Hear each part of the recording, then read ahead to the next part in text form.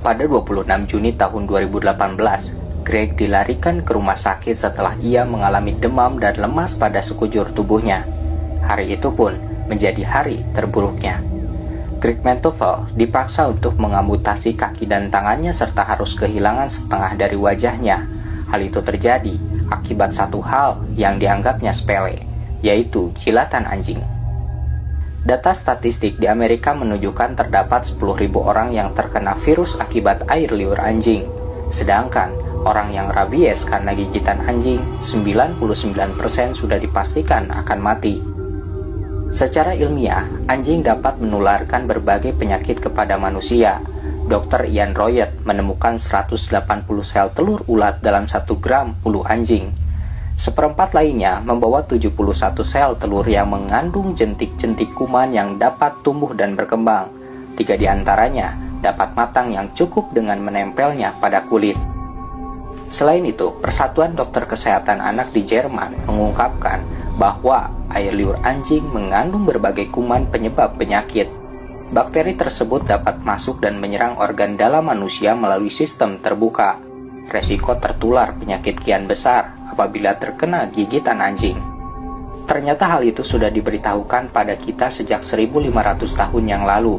Melalui hadis Rasulullah dari Abu Hurairah, Rasulullah Shallallahu Alaihi Wasallam bersabda, sucinya wadah seseorang saat dijilat anjing adalah dengan membasuhnya 7 kali dan yang pertama menggunakan tanah. Dari hadis tersebut mendorong seorang ilmuwan Amerika yang bernama Dr. Robert Sam untuk melakukan penelitian terkait air liur anjing. Dr. Sam memutuskan untuk pindah ke Mesir. Suatu hari, saat dia sedang bersama dengan teman-teman muslimnya sedang membahas seekor anjing, ia diberitahu bahwa di dalam Islam tidak diperbolehkan untuk memelihara anjing karena air liurnya najis. Teman-temannya pun memperlihatkan sebuah hadis bahwa Nabi Muhammad berkata, jika terkena jilatan atau air liur anjing, maka segera bersihkan 7 kali dengan air dan yang pertama dengan tanah. Setelah mengetahui hadis tersebut, Dr. Sam sejenak terdiam lalu dalam pikirannya bertanya-tanya, jika ada alat atau benda yang terkena jilatan anjing, mengapa harus mencucinya 7 kali dan diawali dengan tanah? Bukankah mencuci dengan air saja sudah cukup? Lalu, mengapa Muhammad memerintahkan membasuhnya dengan tanah? Karena rasa penasarannya tersebut, akhirnya ia pun mulai melakukan penelitian. Awal mulanya, ia mempersiapkan sebuah wadah yang sudah terkena air liur anjing. Kemudian ia mencucinya dengan air dan sabun. Setelah ia melihat hasilnya, ternyata mencuci dengan air dan sabun masih meninggalkan jutaan bakteri. Tidak menunggu lama, ia kemudian mengikuti metode yang telah diajarkan Nabi Muhammad. Dan benar saja, setelah wadah tersebut dicuci oleh air 7 kali, diawali dengan tanah, hasilnya benar-benar mengejutkan. Tidak ada sedikit pun bakteri yang tersisa.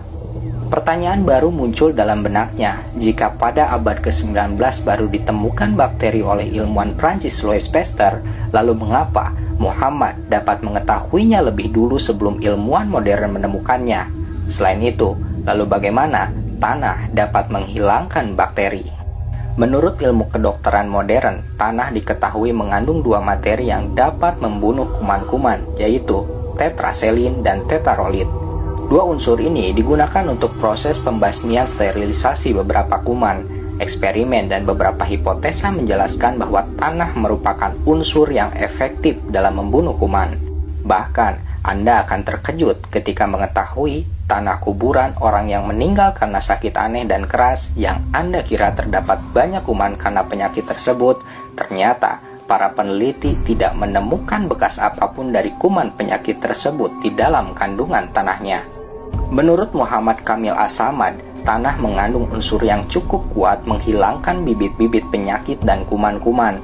Hal ini berdasarkan molekul-molekul yang terkandung di dalam tanah menyatu dengan kuman-kuman tersebut, sehingga mempermudah dalam proses sterilisasi kuman secara keseluruhan.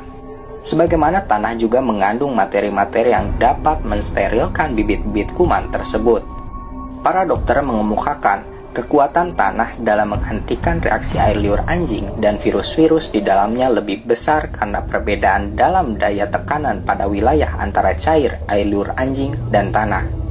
Dr. Alis Malawi Al-Muhajir mengatakan anjing dapat menularkan virus toxkarasin. Virus ini dapat mengakibatkan kaburnya penglihatan dan kebutaan pada manusia. Dr. Sam setelah melakukan penelitian mendalam tentang ajaran Islam dan memahami siapa Nabi Muhammad, ia berkesimpulan bahwa Nabi Muhammad bukan hanya utusan Tuhan yang membawa wahyu, tetapi apa yang disampaikannya pun mengandung kebenaran untuk menyelamatkan manusia.